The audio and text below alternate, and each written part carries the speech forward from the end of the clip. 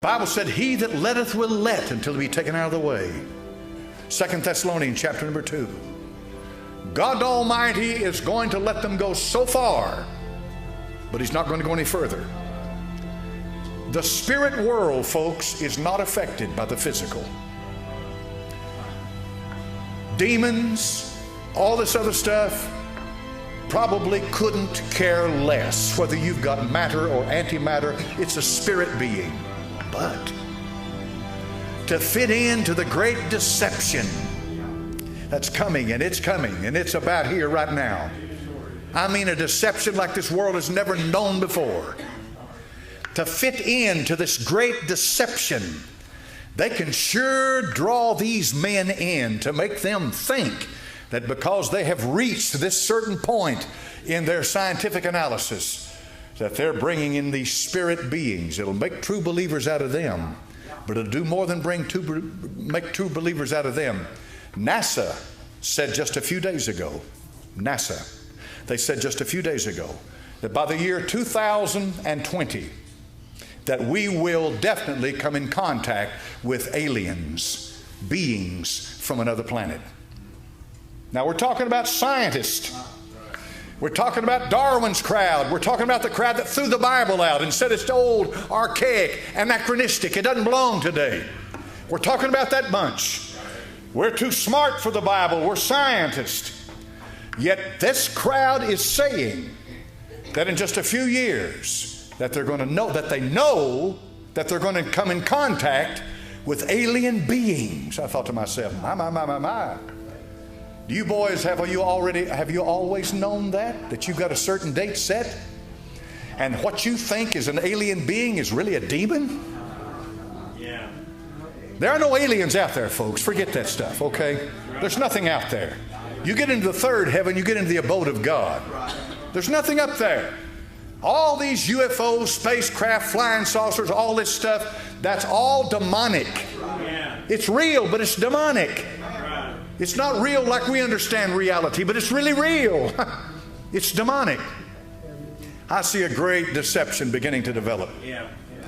That in their analysis and in their laboratories that they believe in, that they've got their heart and soul tied up in, little things begin to show up, stuff that they can't explain, that sucks them in to begin to understand, well, maybe this is being affected, it's being acted upon by something that we don't understand completely. And this spirit being that comes from out there, that comes down to this world, they accept with open arms because they're willing to put Shiva out there dancing around in the cosmos and destroying and then bringing a new creation in. Here are these wise, smart, brilliant men, and they're willing to believe that there's something more than what can be measured in a microscope and can be put in a petri dish, that there's something going on, and you better believe there is. There's something going on. Now, in the spirit world that I just preached to you about, you can see that. Now, what about the physical world? Let's go back to Hawking for a minute. He said, remember, he's an atheist. He doesn't believe in spirits. He's a dialectical materialist. He's a Bolshevik. He believes that what they're liable to do here in CERN, Switzerland, is unleash the gates of hell on this earth. The reason I took you to Revelation is because in the 9th chapter of Revelation, what you just read is the gate of hell. Revelation chapter number 4 is the door to heaven. When he catches up his saints to meet him in the clouds, we're going through the door into heaven. But he will open the gate of hell on this earth. And according to Revelation chapter number 9, these beings are coming up out of the earth. If you remember when Saul went to the witch of Endor, she said, I saw spirit coming up out of the earth, coming up. What she see? She saw demons. Until God brought Samuel back himself personally, the real Samuel, who appeared before Saul and the witch of Endor. What would be a greater ruse than to use their science and their technology to suck them in to accepting some spirit being coming from somewhere up here, some alien, down to this earth, and do it through a collider over here. This is as high technology I suppose you got on this earth.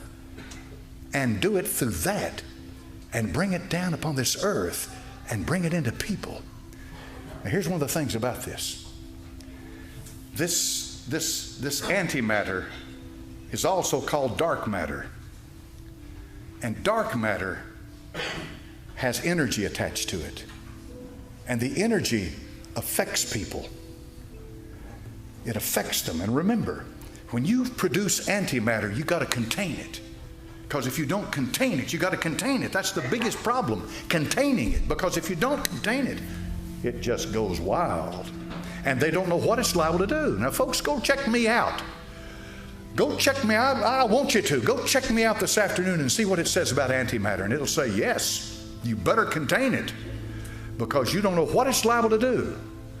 But they do know this. From what they've experienced so far, it has an effect on people. Dark matter has an effect on people. It causes some people to go screaming mad. It controls people. It is an enormously powerful thing.